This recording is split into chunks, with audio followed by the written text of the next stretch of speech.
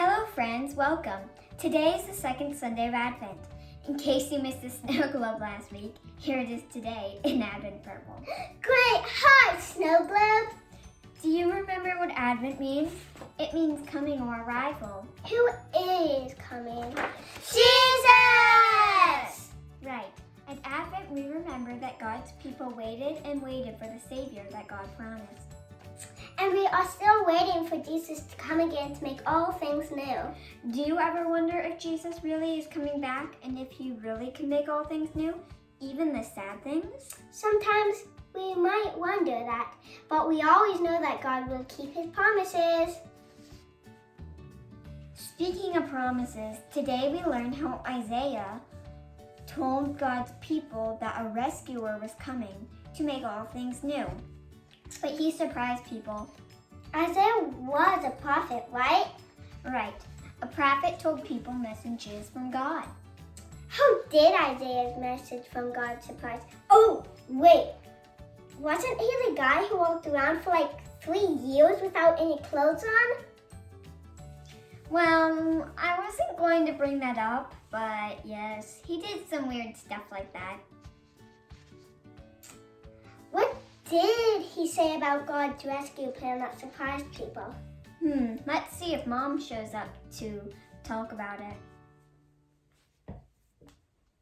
I'm here, and thanks again to Fiona and Helene for introducing us to our second Sunday of Advent. Mommy, I have a question. What? Why did Isaiah walk around for like 3 years with no clothes on? Okay, so that's a good question. Now, prophets spoke messages from God, and sometimes they also did things that were a little, let's say, theatrical to show part of the message. And so they did some weird stuff, and Isaiah wasn't alone. But when he took his clothes off, and he wasn't completely naked, he just didn't wear very nice clothes. He was wearing rags. He was making himself look kind of like a slave or someone who was in captivity, because he was telling them some great news about the rescuer, but also some sad news about some hard times that were coming when they would be captives. But prophets did some odd things, right? Sometimes, yeah. So, why did Isaiah's message surprise people? Well, Isaiah gave them some great news about God's promise to send a savior or a rescuer. But he also told them that this king, this rescuer, would come as a child, a baby, and as a servant, and that the child would be both man and God. So there were a lot of mysteries in what Isaiah told them about the coming king that people would have had questions about, and it probably surprised them. Well, today we are going to light 2 candles for Advent for our second Sunday, our first candle and our second candle. And I hope you guys are also finding some ways to worship and remember Advent as a family at home. Well, I'll see you guys for our lesson, and today we'll learn more about God's message through Isaiah and how he was a prophet who spoke of the coming Savior. See you soon. Hey Mom, look how big that flame is! It is pretty big. Bye guys. To help us tell our story from the Bible today, I am going to read to you one of my very favorite stories from one of my very favorite story Bibles. The name of the story Bible is the Jesus Storybook Bible, and a lot of you probably have this one at home. And it is taken from the book of Isaiah in the Bible, and it tells us about prophecies from the book of Isaiah. The name of the story is Operation No More Tears. Do you know what your name means? Maybe some of you do know what your name means. You can ask one of your parents. Well, there was once a man called Isaiah, and his name meant God to the rescue. That might sound like a bit of a funny name to you, but it was just the right name for Isaiah, because God had a special job for Isaiah. You see, Isaiah's job was to listen to God and then tell people what he heard. Now, God let Isaiah know a secret. God was going to mend his broken world. He showed Isaiah his secret rescue plan. Operation No More Tears. This is the message that God gave to Isaiah. It was like a letter that God wrote to his children. And here we see Isaiah. And God spoke to Isaiah in a special way, and he wrote down all that God told him in the book of Isaiah. And we can read that in the Bible. Here is some of what Isaiah told the people, like a letter from God. Dear little flock, you're all wandering away from me, like sheep in an open field. You have always been running away from me, and now you're lost. You can't find your way back. But I can't stop loving you. I will come to find you. So I am sending you a shepherd to look after you. Can you see the shepherd here?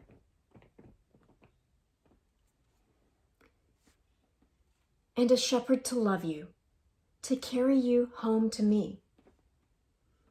You've been stumbling around like people in a dark room, but into the darkness a bright light will shine. It will chase away the shadows like sunshine. A little baby will be born, a royal son. His mommy will be a young girl who doesn't have a husband.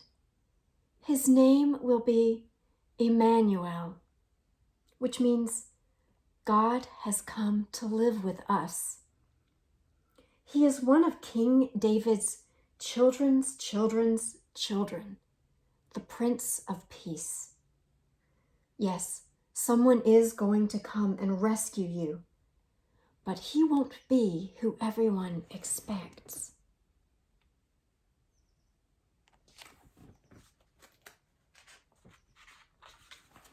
He will be a king, but he won't live in a palace, and he won't have lots of money. He will be poor, and he will be a servant. But this king will heal the whole world. He will be a hero.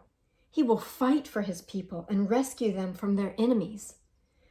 But he won't have big armies, and he won't fight with swords. He will make the blind see. He will make the lame leap like deer.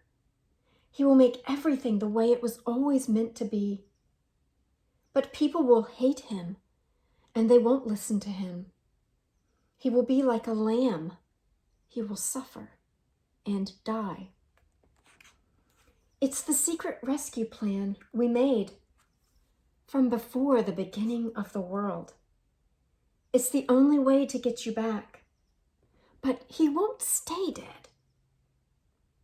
I will make him alive again. And one day, when he comes back to rule forever, the mountains and trees will dance and sing for joy. The earth will shout out loud. His fame will fill the whole earth as the waters cover the sea. Everything sad will come untrue. Even death is going to die, and he will wipe away every tear from every eye. Yes, the rescuer will come. Look for him, watch for him, wait for him. He will come, I promise.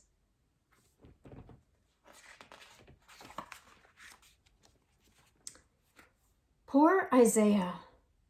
He read God's letter over and over to God's people, but no one listened to him at all, ever. They didn't want to hear God's promise. They didn't believe it. Did it sound maybe too good to be true? A story that ends happily ever after? Well, it does sound like a fairy tale, doesn't it? And as anyone will quickly tell you, fairy tales aren't true. Or are they? Does God keep his promises? Would God keep this promise? What do you think?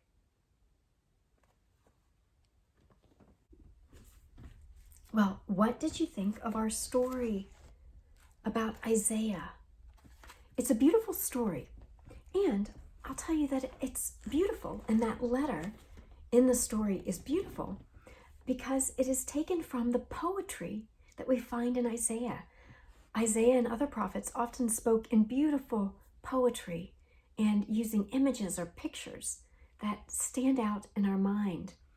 And a particular passage is the focus of this story, and that is from Isaiah chapter 9, verses 6 and 7. And in a moment, I'll read you from that passage. Now, prophets often brought both warnings of God's judgment and a message about God's promise of hope. And Isaiah did both of those things. He spoke his prophecy to the people of Israel during a dark time when many of the people were disobeying God, when they had turned away and many were worshiping idols or were oppressing the poor. And so Isaiah brought them a warning from God, and he let them know that God would take away their food and water, and that he would bring enemies against them. And in fact, when we heard earlier at the beginning of our lesson about that strange thing that Isaiah did to act out the message of God, how he wore rags, not many clothes, for years, he did that in part to show this warning that Israel would be taken captive, that they would be treated as captives and slaves. And this did actually happen after the time of Isaiah. Israel would be conquered by the Assyrians and then later the Babylonians. So those warnings from God did come true. And yet, Isaiah also brought God's people a message of hope, that in spite of their great sin, God was going to send a Savior who would restore all things. Let me read to you in verse 6 of chapter 9. And if you have a piece of paper, I want you to write down some of the names you hear to describe the coming of a special child. For to us a child is born, to us a son is given, and the government shall be upon his shoulder, and his name shall be called Wonderful Counselor, Mighty God, Everlasting Father, Prince of Peace. Did you hear some of those names? Let me go on and read verse 7. Of the increase of his government and of peace there will be no end on the throne of David and over his kingdom. So here's that promise to David. To establish it and to uphold it with justice and with righteousness from this time forth and forevermore. The zeal of the Lord of hosts will do this. We hear in those verses the promise of a special child who would be both man and God, and who would rule forever on the throne of David and bring peace to God's people. And this wonderful prophecy used special names to describe this child. Did you write those names down? Wonderful Counselor, Mighty God, Everlasting Father, Prince of Peace. You see, now we know that each of those names point to Jesus. Jesus is a prince with a wisdom that is much, much greater than the wisdom of Solomon. And we know that Solomon was known for his wisdom. And he is a prince of peace who will bring a peace much, much greater than that enjoyed during the time of King David. And David was a good king, but Jesus brings a peace that will be for all the earth, a much greater peace. And this description would have been a mystery even to Isaiah, because how could a child be both man and God, they might have thought. How can a king also be a servant? When would this child come? who would this child be? Isaiah and the ones who heard this prophecy would not have known the answers to these questions. And they had to wait for 700 years for this promised child to come. But now we can look back and we know and can celebrate with joy at Christmas that that Savior, that promised child, did come when Jesus was born. And so during this season of Advent, remember how God's people, Israel, waited for his promise of a Savior, for his promise to make all the sad things come untrue, for that promise to be realized. And when we celebrate Christmas, we celebrate that Jesus, the Savior, did come. And we also know that we are still waiting because Jesus promised to come again. He will come this time as a glorious King, and he will make all things new, including our hearts. Thank you for joining me for our lesson today, and have a great week.